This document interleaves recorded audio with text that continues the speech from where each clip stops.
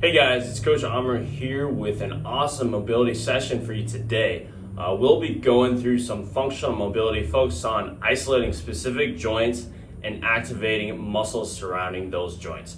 We'll follow up with some long duration stretches with intermittent isometric activation in order to increase mobility, articular joint health, as well as longevity. All right, so we're going to go ahead and start off with CARs.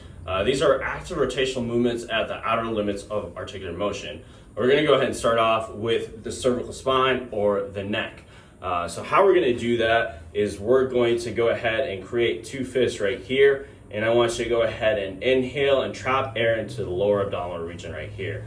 We're going to go ahead and stabilize every other joint but the cervical spine and create that circle. So the first thing that we're going to do is go ahead and flex the neck slightly forward. Then I want you to go ahead and rotate your head towards one side. Then from there, you're going to flex it, bringing that ear towards that shoulder. Then you're going to extend it as far as you can and repeat the same thing. Rotate, flex it to the other side, and then bring it forward. Then you're going to repeat, going the same thing in the opposite direction. So you're going to rotate, flex towards that shoulder, extend backwards, flex and rotate towards that other shoulder, and bring it back to the original position. Then you're going to repeat this for approximately 2 to 3 times, and you're going to do the same exact thing, trying to expand or create a bigger circle. Rotate, flex towards that side, extend backwards, flex and rotate to the other side, and flex forward. What I'm going to do is going to be for the scapula. So that is basically that bone, just that upper back region, just like so. So how it's going to look is I'm going to create a fist with that other hand, drop it into your lower abdominal region, and I'm going to bring this arm out into a Y angle, just like so. Then from here, I want you to go ahead and bring that scapula up towards that ear. Then from there, I want you to bring it back and then back down. Then from there, I want you to go ahead and bring that scapula back forward and then to that starting position. Reverse the process and go back and down, forward, and then upwards.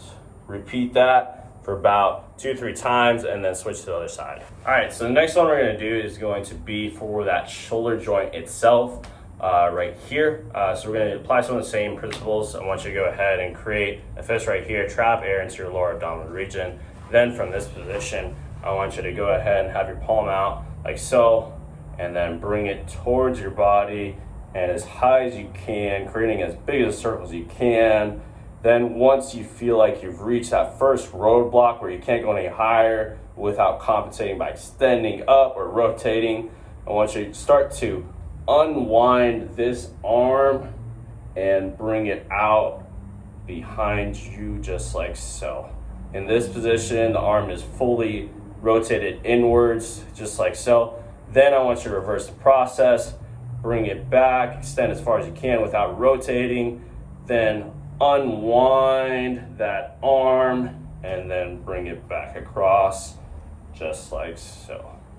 Go and repeat that for about 2 to 3 times per side. Okay, so the next one we're gonna do is going to be for the hip. So how that's gonna look is we're gonna be in the quadruped position. So hands gonna go right underneath the shoulder, knees gonna go right underneath the hip. I want you to go ahead and spread out your fingers, create some tension with the ground by forcing your elbows in, just like so. Then from here, I want you to go ahead and raise one knee off the ground, bring it up as far as you can, bring it up as far as you can, rotate that heel towards the sky, and then extend outwards, and then back in.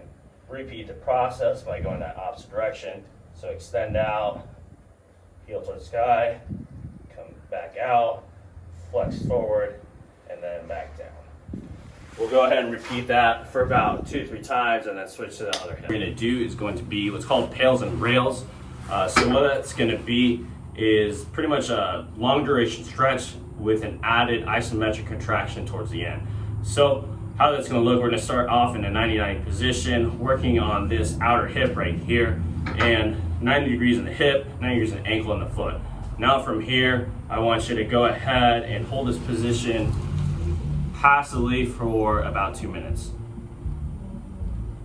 During this entire time, I want you to practice diaphragmatic breathing.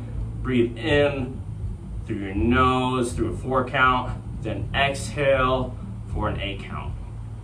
Then after that 2 minutes have passed, what I want you to do is go ahead and push this shin into the ground. Pretend like there's a scale underneath this side, and I'm trying to crush that scale as hard as I can.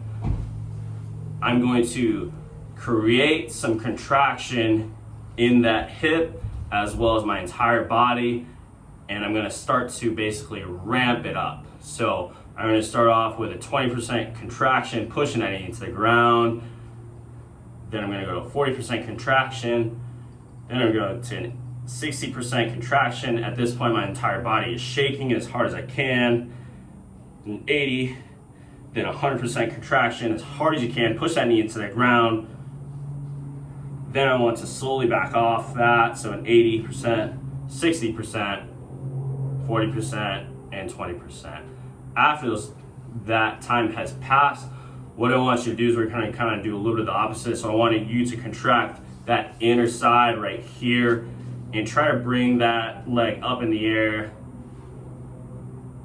for a 15-second period. So 15, 14, 13, 12, 11, 10, all the way to 0. Okay. After that time has passed, what I want you to do is try to basically create a further range forward. So you might be able to flex a little bit more forward. And now I want you to hold this passive position for another 30 seconds. What I'm gonna do is gonna be for that front part of the hip right here. Okay, so how it's gonna look is we're gonna initially start into that hip flexor type stretch. So I want you to go ahead and get into this position, point that toe down into the ground, and try to imagine like you got a belt buckle and you're trying to